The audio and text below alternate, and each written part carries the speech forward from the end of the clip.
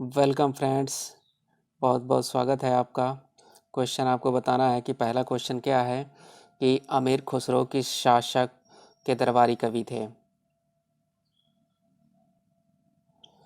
अमीर खुसरो किस शासक के दरबारी कवि थे आपको बताना है। चंद्रगुप्त द्वितीय, अलाउद्दीन खिलजी, कुतुबुद्दीन ऐबक, हर्षवर्धन।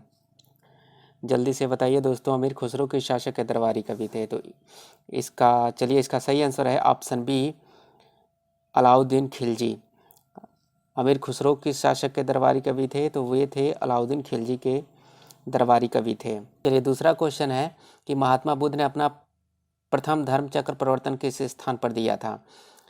क्वेश्चन है कि महात्मा बुद्ध ने अपना प्रथम धर्म चक्र प्रवर्तन किस स्थान पर दिया था। ऑप्शन है हमारे पास, option A Lumbini, option B Sarnath, option C Pataliputra, option D Vaishali. चलिए दोस्तों बताइए कि महात्मा बुद्ध ने अपना पहला धर्म चक्र प्रवर्तन किस स्थान पर दिया था। महात्मा बुद्ध ने अपना जो पहला धर्म उपदेश दिया था उसे हम धर्म चक्र प्रवर्तन के नाम से जानते हैं। तो चलिए इसका सही आंसर है ऑप्शन बी, सारनाथ। महात्मा बुद्ध ने अपना जो धर्म चक्र प्रवर्तन दिया था वो सारनाथ में दिया था। चलिए आगे बढ़ते हैं। अगला क्वेश्चन है, तीसरा क्वेश्चन है कि निम्नलिखित में से किस भक्ति संत ने अपने संदेश के प्रचार के लिए सबसे पहले हिंदी का प्रयोग किया था। तो ऑप्शन है हमारे पास, option A Dadu, option B Kabir, option C Ramanand, option D Tulsidas. तो इसका सही आंसर है ऑप्शन सी, रामानंद। चौथा क्वेश्चन है कि सिखों के किस गुरु का जन्म पटना साहिबा में हुआ था। सिखों के किस गुरु का जन्म पटना साहिबा में हुआ था। Option A Guru Nanak Dev, option B Guru Govind Singh, option C Guru Tegh Bahadur, option D गुरु अर्जुन देव। तो इसका सही आंसर है ऑप्शन बी, गुरु गोविंद सिंह। सिखों के किस गुरु का जन्म पटना साहिबा में हुआ था, तो गुरु गोविंद सिंह का जन्म पटना साहिबा में हुआ था। ये हमारा ऑप्शन बी सही होगा। चलिए आगे बढ़ते हैं। अगला पांचवा क्वेश्चन है। पांचवा क्वेश्चन है कि राग मियाँ मल्हार का रचयिता किसे माना जाता है। राग मियाँ मल्हार के जो रचयिता हैं उस किसे माना जाता है आपको बताना है। तानसेन, बैजू बावड़ा, अमीर खुसरो, ऑप्शन डी है स्वामी हरिदास। चलिए बताइए, राग मियाँ मल्हार का रचयिता किसे माना जाता है। तो इसका सही आंसर है ऑप्शन ए, तानसेन। सातवां क्वेश्चन है कि निम्न नृत्य शैलियों में किसका उद्गम पूर्वी भारत से है। आपको ये बताना है कि निम्न नृत्य शैलियों में किसका उद्गम पूर्वी भारत से है। कथकली, कुचिपुड़ी, भरतनाट्यम, मणिपुरी। तो इसका सही आंसर है ऑप्शन डी, मणिपुरी। आठवां क्वेश्चन आपको बताना है कि बाउल जो है गायन कहाँ का एक लोक रूप है। बाउल गायन कहाँ का एक लोक रूप है। गुजरात का, बंगाल का, कर्नाटक का, पंजाब का। सही आंसर बताइए। चलिए इसका सही आंसर है ऑप्शन बी, बंगाल का। बाउल जो गायन जो है वो बंगाल का एक लोक रूप है। चलिए आगे बढ़ते हैं। अगला क्वेश्चन है नवे क्वेश्चन की तरफ बढ़ते हैं। नवा क्वेश्चन है कि गिद्दा जो एक नृत्य का रूप है किस राज्य से संबंधित है। गिद्दा लोक नृत्य किस राज्य से संबंधित है। पंजाब से, हिमाचल प्रदेश से, हरियाणा से, राजस्थान से। जी बिल्कुल सही। इसका सही आंसर है जी बिल्कुल सही। इसका सही आंसर है ऑप्शन ए, पंजाब से। गिद्दा जो है लोक नृत्य जो है वो पंजाब से संबंधित है। चलिए दोस्त आगे बढ़ते हैं। 10वां क्वेश्चन आपको बताना है निम्नलिखित में से कौन सा लोक जनजातीय नृत्य कर्नाटक से संबंधित है। इसमें से बताइए कि निम्नलिखित में से कौन सा लोक जनजातीय नृत्य कर्नाटक से संबंधित है। आपको बताना है यक्षगान, विधि, जात्रा, झोरा। तो इसका सही आंसर है ऑप्शन ए, यक्षगान। निम्नलिखित में से कौन सा लोक जनजातीय नृत्य कर्नाटक से संबंधित है, तो यक्ष।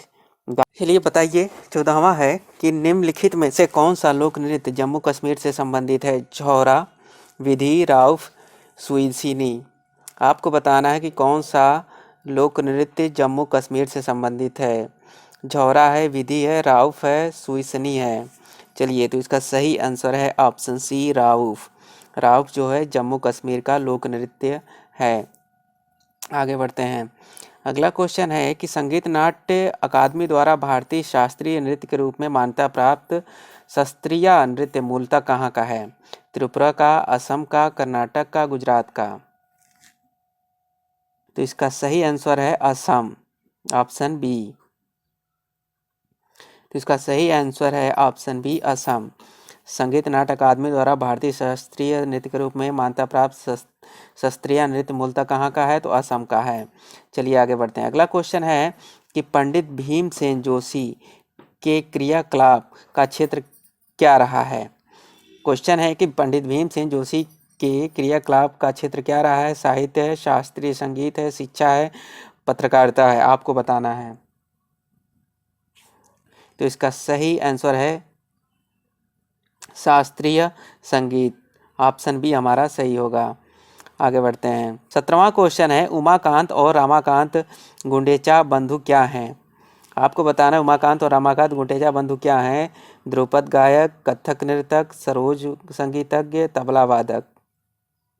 तो इसका सही आंसर, चलिए इसका सही आंसर है ऑप्शन ए ध्रुपद गायक हैं। जो उमाकांत और रमाकांत गुंडेचा हैं वो ध्रुपद गायक हैं।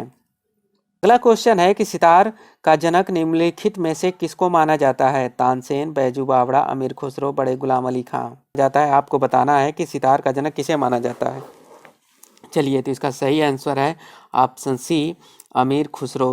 सितार के जनक निम्नलिखित में से किसको माना जाता है? तो अमीर खुसरो को माना जाता है। चलिए अगला क्वेश्चन है कि प्राचीन सिक्कों पर वीणा बजाते हुए दिखलाया गया हिंदू राजा कौन था? आपको बताना है कि प्राचीन 19वां क्वेश्चन है कि प्राचीन सिक्कों पर वीणा बजाते हुए दिखलाया गया हिंदू राजा कौन था? विक्रमादित्य, समुद्रगुप्त, हर्षवर्धन, चंद्रगुप्त मौर्य।